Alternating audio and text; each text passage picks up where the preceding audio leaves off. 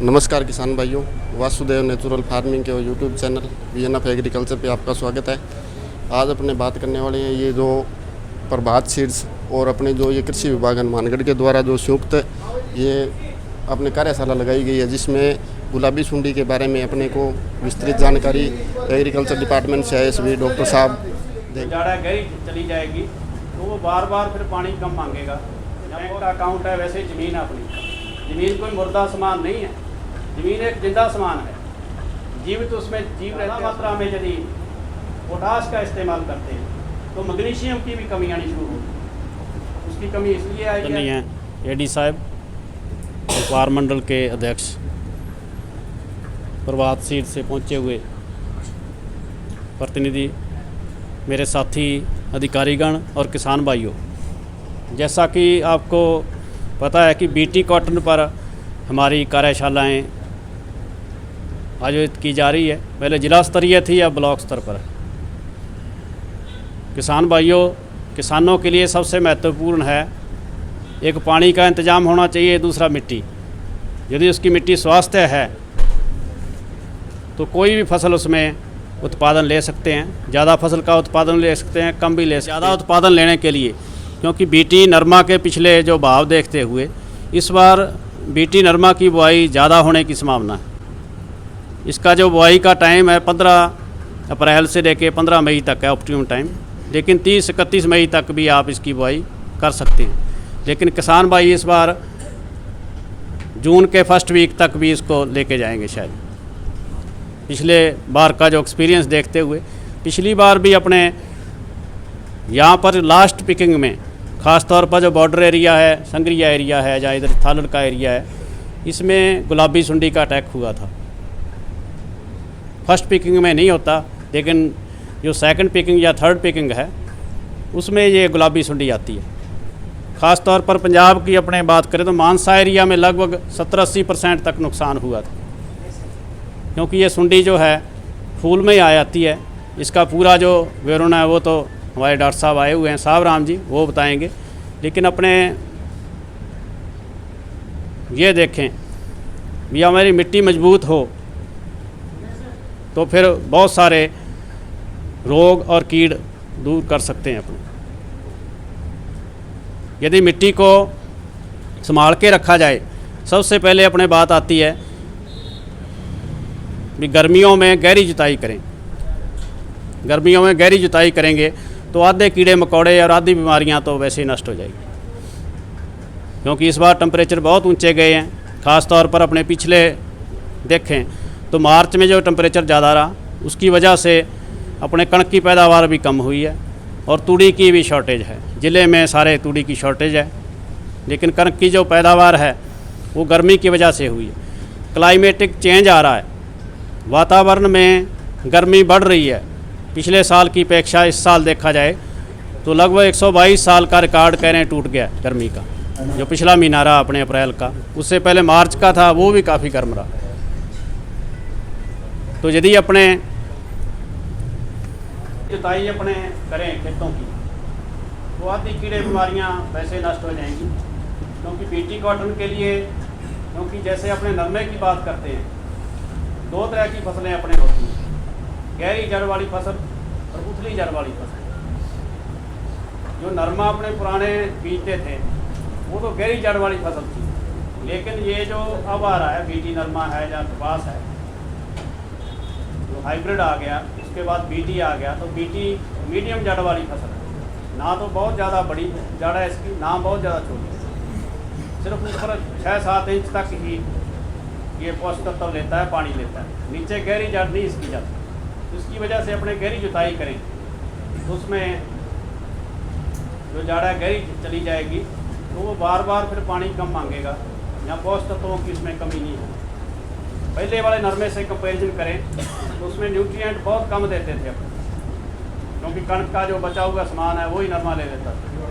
लेकिन इसमें जो फल आता है या टिंडे आते हैं, पहले 20-30 टिंडे एक पौधे पर आते थे, लेकिन अब जो नरमा बुआई कर रहे हैं इसमें 80-90-100 तक टिंडे आ सकते हैं, ऐसी संभावना।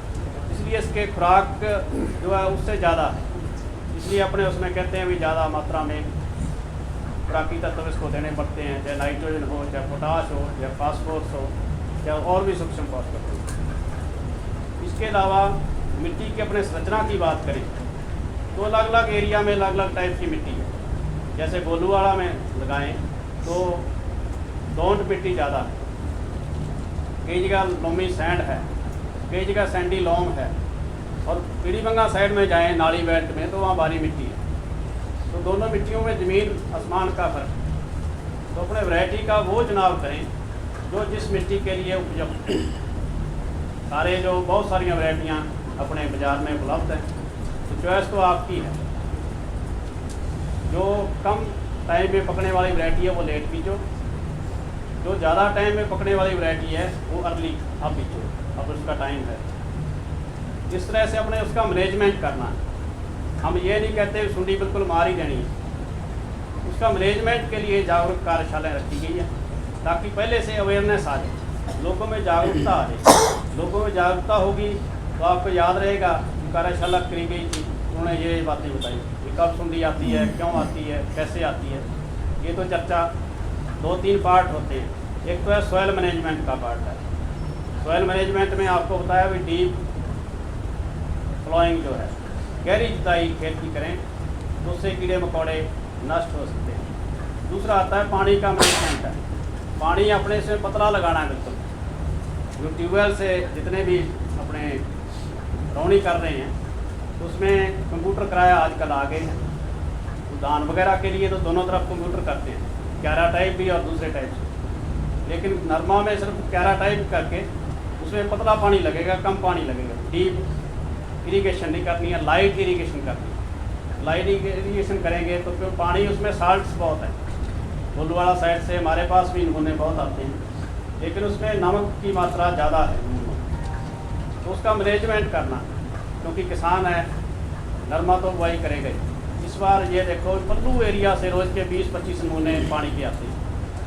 पानी खारा है, लेकिन वो कह रहे हैं फुहारे से हम इसका सिंचाई करके, पिछले साल 2-3 क्विंटल का नरमा हुआ था, इस बार कह रहे हैं अभी फुहारे से सिंचाई करके हम ज़्यादा नरमा का उत्पादन लेंगे। तो ये आप सोच सकते हैं कि नरमे की कितनी बुआई हो। तो उसमें वैरायटी का चुनाव है। सोइंग ऑफ टाइम का जो सोइंग है उस पर वैसे ही कीड़े मकोड़े कम आते हैं। जो अपने टाइमली सोइंग करेंगे, समय पर बुआई करेंगे तो आधे कीड़े मकोड़े वैसे ही ख़त्म हो जाएंगे। इसमें कम खर्चा करके अपने ज़्यादा पैदा दे सकते हैं। अब तीसरी बात आती है न्यूट्रिएंट मैनेजमेंट।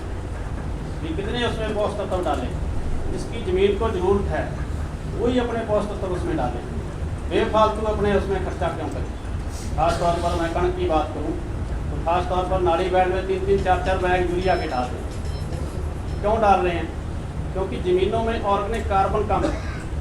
अपनी ज़मीनों में जो ऑर्गेनिक कार्बन है वो 0.2 है, जो लाइट ज़मीनें हैं, हल्की ज़मीनें हैं। लेकिन जो भारी ज़मीनें हैं उसमें 0.3 है, या कुछ जो जैविक वगैरह करते हैं उसमें 0.35 है। होना कितना चाहिए? होना 0.5 चाहिए, यानी आधा % ऑर्गेनिक कार्बन होना चाहिए। लेकिन है ज़मीनों में 0.25, आधा ही है उससे। तो उसको बढ़ाने की ज़रूरत है। उसको बढ़ाने के लिए अपने गोबर कचरे की खाद है, कंपोस्ट खाद है, या जितने भी कचरे हैं अपने खेत में पैदा करते हैं। खास तौर पर कोई भी कचरा, पहले अपने, अब तो हर चीज़ की वो दवाई आ गई, कचरा मारने वाली दवाई आ गई, लोग उसको कर देते हैं। पहले नरमे में अपने कसिए से गोडी करते थे, या उसमें खाड़ा बट्टों पर, अब तो स्प्रे आ गई, और स्प्रे जैसे ही करते हैं वो सारा कचरा जल जाता है। ऑर्गेनिक कार्बन बहुत सारा नष्ट हो रहा है। वही ऑर्गेनिक कार्बन ज़मीन की उपजाऊ शक्ति को बढ़ाता है। यदि वो उपजाऊ शक्ति ज़मीन होगी तो रासायनिक खादों पर अपने ज़्यादा निर्भर नहीं करेंगे। यूरिया की क्यों शॉर्टेज आती है? यूरिया की डिमांड ज़्यादा है। DAP क्यों शॉर्टेज आती है?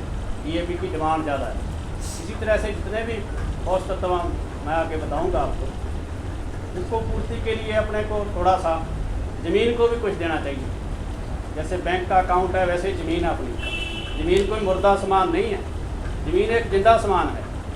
जीवित तो उसमें जीव रहते हैं, असंख्य जीव। मान लो ऊपर उसके आग लगा दी अपने, तो कितने जीव मर जाते हैं। तो दोबारा पैदा होने में कितना उसमें टाइम लगेगा। ये सारी चीज़ें हैं, आपको समझना चाहिए उस चीज़ को। अपने आग लगा के साइड में बैठते हैं, कितने पेड़ जल जाते हैं उसमें। पेड़ तो अब है ही नहीं, जो है वो भी लोग काट के ले गए। सड़कों के किनारे पेड़ थे, नहरों के किनारे पेड़ थे, अब कहाँ पर है।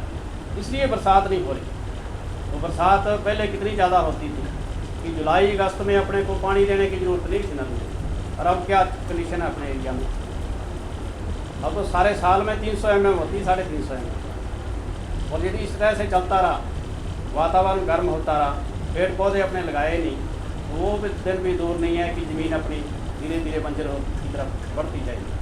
तो नहरों में पानी इतना मिल रहा है, ये तो डैम पर निर्भर है, ये तो दूसरे स्टेट पर निर्भर है, वो तो उपलब्धता उतनी रहेगी, उस पर अपने चर्चा नहीं करते। लेकिन जो उपलब्ध है सामान, उसके सारे ही अपने को आगे खेती को बढ़ाना है। तो खेती को बढ़ाने के लिए जो ट्यूबवेल्स का पानी अपने लगाना है, वो हल्की सिंचाई करनी है। हल्की सिंचाई का ये फ़ायदा है कि साल्ट ज़मीन में जमा ज़्यादा नहीं होने देना। यदि उसके जड़ों में ज़्यादा साल्ट, ज़्यादा नमक जमा हो गए, तो जो अपने खाद देते हैं वो तो मिलनी नहीं उसको। जैसे मान लो DAP अपने 25 किलो देते हैं, तो पौधा उसमें से आधी ले पाता है, आधी अगली फसल के काम आती है। जैसे मरूटा पोटाश है, पोटाश पहले कब देते थे अपने, जैसे कोई नरमा आया उसके बाद ही देने लगे। या फिर आलू की कोई सोइंग करता है, आलू की बिजाई करता है, उसमें देते हैं पोटाश। या फिर किसी ने बाग लगा रखा है वो पोटाश देता है, या किसी ने सब्जी लगा रखी है वो पोटाश देता है। लेकिन किसान भाइयों, तीनों पोषक तत्व पौधे के लिए आवश्यक है, नाइट्रोजन, फास्फोरस, पोटाश। इसका एक अनुपात है कि 4 भाग नाइट्रोजन देनी है तो 2 भाग फास्फोरस और 1 भाग पोटाश आपको देनी चाहिए। हम पहले पोटाश चेक करते थे, आज से 15-20 साल पहले, तो 700-800 किलोग्राम अपने यहाँ की आती थी। अब कितनी आ रही है? 400, 450, और किसी ने ज़्यादा डाल रखी है तो 500 है, तो आधी तो रहेगी। और धीरे धीरे अपने इसलिए कह रहे हैं भी साल में एक बार कोई 8-10 किलो पोटाश ज़मीन को देनी चाहिए। और एक चीज़ और बताऊँ आपको कि जैसे नाइट्रोजन की पूर्ति अपने करते हैं, नाइट्रोजन कमी आई, यूरिया छिड़का और नाइट्रोजन पूरी होगी। लेकिन पोटाश की एक बार ज़मीन में कमी आ गई तो उसको कई साल पूर्ति में लगे, क्योंकि जो खाद देते हैं कुछ फिक्स हो जाती है, कुछ पौधा ले पाता उसको। तो अपने को धीरे धीरे जो जितनी भी खादें हैं उसको देना चाहिए। नाइट्रोजन, फास्फोरस, पोटाश, ये 3 तो है। हमारी जो सिफारिश है 70-75 किलो यूरिया की है नल में बीटी के लिए, क्योंकि इसकी ज़्यादा है, क्योंकि जो बीटी जीन है वो नाइट्रोजन डालने से एक्टिव होता है। जो बीटी जीन है वो नाइट्रोजन डालोगे, पौधे में नाइट्रोजन की कमी आएगी तो बीटी जीन काम नहीं करेगा। दूसरी अपने आता है फास्फोरस। फास्फोरस का जो मेन है वो 22 किलो से लेकर 25 किलो DAP प्रति बीघा के हिसाब से हमारी सिफारिश है। मिट्टी टेस्ट के आधार पर तो अलग है, उसका तो टेबल है, वो तो मिट्टी टेस्ट जिसने कराई है वो देख ही देते हैं। तीसरी पोटाश है, पोटाश भी 32 किलो के आसपास हेक्टर की है हमारी, 8 से 10 किलो प्रति बीघा के हिसाब से साल में एक बार पोटाश देनी चाहिए। इसके अलावा और पोषक तत्व हैं, सल्फर है। सल्फर वहाँ पर हमने रिकमेंडेशन पिछले साल करी थी, यहाँ पर ट्यूबवेल का पानी लगता है, लेकिन बाज़ार में सल्फर लोगों ने बहुत परचेज की। इतनी ज़्यादा मात्रा में नहीं देनी है, सिर्फ 2-2.5 किलो बीघे की पाउडर फॉर्म वाली देनी है और 5 किलो बीघे के हिसाब से दानेदार देनी है। इतना ही रिक्वायरमेंट है फसल। यदि इसमें ज़्यादा तेल बीज वाली फसलें हैं, जितनी चाहे सरसों हैं, चाहे तिल है, नरमा भी तेल बीज वाला है, तो इसमें सल्फर थोड़ी बहुत ही देनी चाहिए इसमें। तो ये सारे 3-4 पोषक तत्व आपको मैंने बताया। इसके बाद सूक्ष्म पोषक तत्व जिनकी बहुत ही थोड़ी मात्रा में अपने को जरूरत पड़ती है फसल, लेकिन देनी वो भी चाहिए, क्योंकि उसकी क्वालिटी सुधारती है। उसका जो जैसे पोटाश अपने देते हैं, तो पोटाश में भी एक क्षमता है कि रोगरोधी है। इस तरह कीड़े बीमारियां जो आती हैं फसल पर, उसको रोकती है। यदि पोटाश ज़मीन में कमी है या नहीं दी, तो फिर फसलों पर कीड़ों का और बीमारी का अटैक हो जाता है, उसको सहन नहीं कर सकता पौधा। इसलिए अपने को थोड़ी थोड़ी मात्रा में यही देनी है, इसके अलावा सल्फर देनी है। बाकी अपनी ज़मीनों में लगभग 50% ज़मीनों में, खासतौर पर यहाँ ट्यूबवेल का पानी लगता है, उसमें जिंक की भी कमी है। तो 4 किलो जिंक सल्फेट प्रति बीघा से के हिसाब से साल में एक बार चाहे बीटी नरमा में दे दो चाहे कणक में दे दो। 2 ही अपने प्रमुख फसलें हैं, उसमें ये चीज़ देनी चाहिए, नहीं देंगे तो पैदावार प्रभावित हो। फिर उसके बाद आता है लोहा। लोहे की वैसे अपनी ज़मीनों में कमी नहीं है, धान वाला एरिया है उसमें इसकी ज़रूरत पड़ती है, नर्सरी वगैरह पर स्प्रे करते हैं, फेरस सल्फेट वगैरह उसमें देते हैं। अभी तक अपने कॉपर और मैग्नीज इसकी कमी नहीं है, लेकिन अभी पिछली मीटिंग हम अटेंड करके आए उसमें ये लोगों से फीडबैक आया, मैग्नीशियम बहुत मात्रा में ज़मीन में जा रहा है। किसान भाइयों, कैल्शियम और मैग्नीशियम अपनी ज़मीनों में अभी तक पर्याप्त मात्रा में, जैसे ही बाग वाला कोई किसान मिट्टी टेस्ट कराता है उसमें कैल्शियम कार्बोनेट निकालते हैं, वो सभी एरिया में अपने जिसे कांकरे बोलते हैं, ख़ास तौर पर जो सफ़ेद ज़मीन है उसमें कैल्शियम होता है। जहाँ कैल्शियम होगा वहाँ मैग्नीशियम भी होगा, दोनों पोषक तत्वों की कमी नहीं है। लेकिन अपने ज़्यादा मात्रा में यदि पोटाश का इस्तेमाल करते हैं तो मैग्नीशियम की भी कमी आनी शुरू होगी। उसकी कमी इसलिए आई है कि अपने ज़्यादा मात्रा में पोटाश ज़मीनों को दिया है, उसकी वजह से अपने एक नई समस्या पैदा हुई है, मैग्नीशियम का भी अपने स्प्रे उसमें करना शुरू कर दिया।